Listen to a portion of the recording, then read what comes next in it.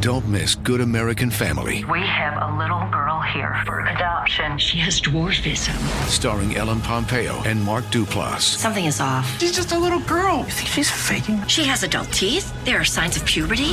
Inspired by the shocking stories that tore a family apart. I don't know what's going on. How old are you? You should get a lawyer. You have no idea how those people hurt this girl. The Hulu original series, Good American Family, premieres March 19th, streaming on Hulu.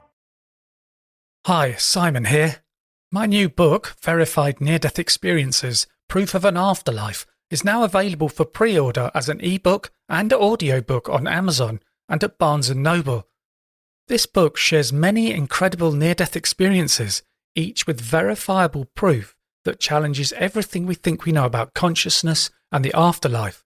In the book, individuals whose hearts had stopped and whose brains had flatlined saw things that were later verified, things they should not have been able to see because, by all medical understanding, they were dead. These are real stories backed by real evidence that will make you question what lies beyond. If you're fascinated by near-death experiences and mysteries of life and death, pre-order your copy today.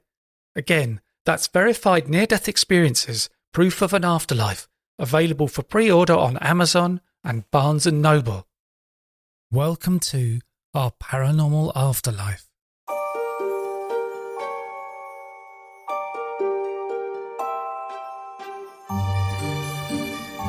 This is episode 166 of Paranormal Stories. This week I'm reading from Lilan Laishley's book, Past Lives and Present Purpose, Reincarnation and the Illumination of Your Soul. When I have guests on my podcasts, I read their books to work out questions for the episodes. When reading these books, I always find such amazing information that never makes it into the podcast, and here I get a chance to give you a peek into the book. I've put a link to the book in the show notes. I did seek permission to record this extract, and the author kindly said yes. So I thought I would read from chapter 12, which is called The Soul's Journey, an Overview, and this is what Lilan has written. The lessons I gained from these 8 lives is that the purpose of soul evolution through reincarnation isn't to become more spiritual, it is to become more human. Or more accurately, the goal is to fully integrate the human and the divine, to become a celestial human where we are fully of the earth and fully of the heavens. We arrive into physical form as a spirit-filled soul whose evolutionary journey has to do with becoming human. As souls, we are here to experience and understand the human lessons of limitation, focus, purpose, love, compassion, health, healing, fear, loss, and connection, to name a few.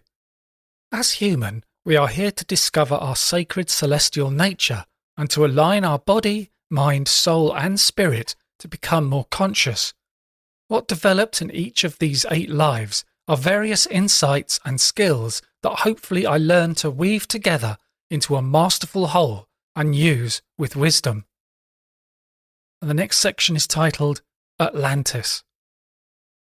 In Atlantis, I gained interpersonal skills such as integrity, courage, and sensitivity to those around me. Those are skills worth living and dying for. I was a highly trained and specialized energy worker. But that was all I did. I spent my time alone, except when in training or work, had no relations, no family or friends, no hobbies or passions. My life was limited. My evolutionary growth in that life was not spiritual, but rather physical and practical. The real growth was in seeking the truth for myself. My growth was making friends with a little girl and learning about what went on beyond my sheltered existence. Living in Atlantis, a city so mythic that people doubt its existence, did not make me an enlightened person. I did know how to sense energy and then to direct it, and that is an important skill, both then and now. But it is not as if I started at the top of the evolutionary heap and everything went down from there. In Atlantis, everything took place in my head, not my heart or body. I don't ever remember being touched or hugged. A major theme for this Atlantis incarnation was to learn what it means to be human and to act with individual authority. I was a fully developed, even somewhat evolved soul before I came into physical human body. I came from someplace else. I didn't know a lot about humans and how they functioned. I certainly didn't know about evil or love or honour. I did know obedience and loyalty, because those were the things that I was taught in Atlantis. My skill level with energy work and astral travel was highly tuned because I came in with those skills.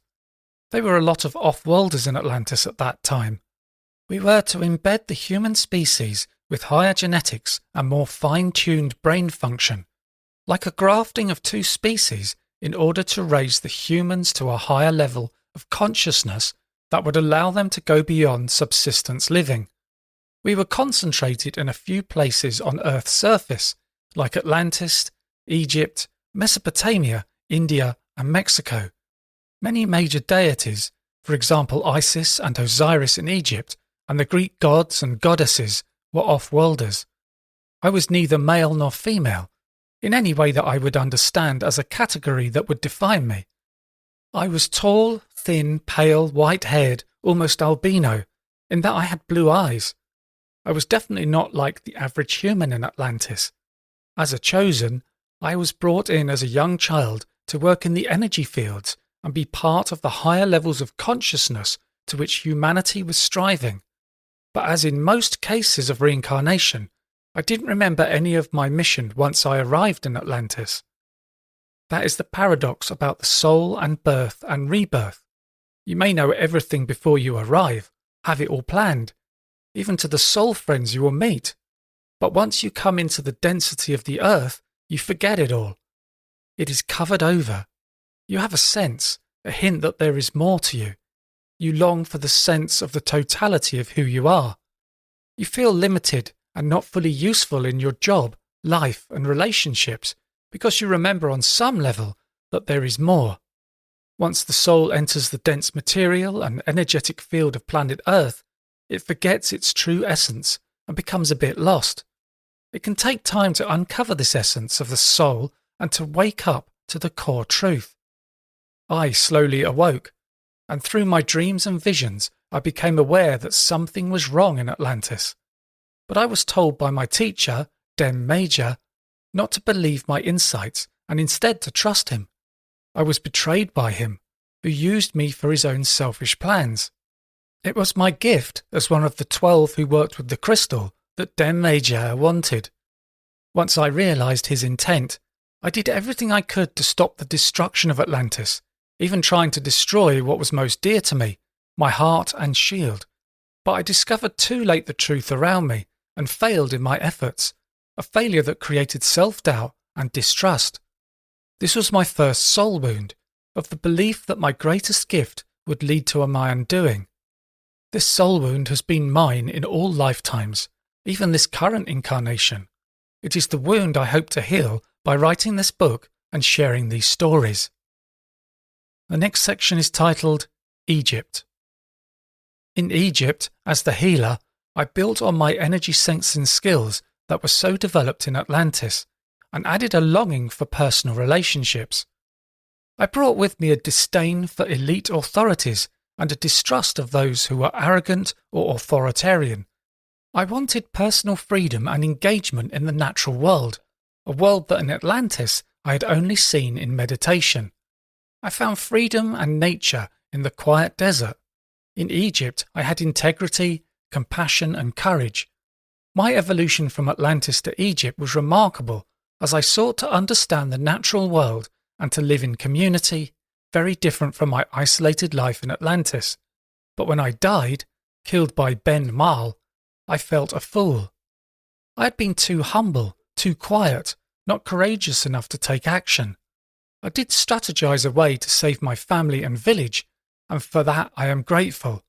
But I might have been able to save myself as well if I had spoken up earlier and gained the friendship and trust of the Queen and Princess. I was so busy lying low that I missed the chance to better control my destiny. Once again, it was my gift of natural healing this time that became the reason for my death. On to the next section. This is titled Maya. As the young Mayan warrior, I came back with the sole purpose of gaining courage and confidence. I was going to be strong and brave, not weak and in the shadows. I would be in the centre of life, and people would respond to me, respect me, even fear me. All of this would be done to help my community, my friends, my people.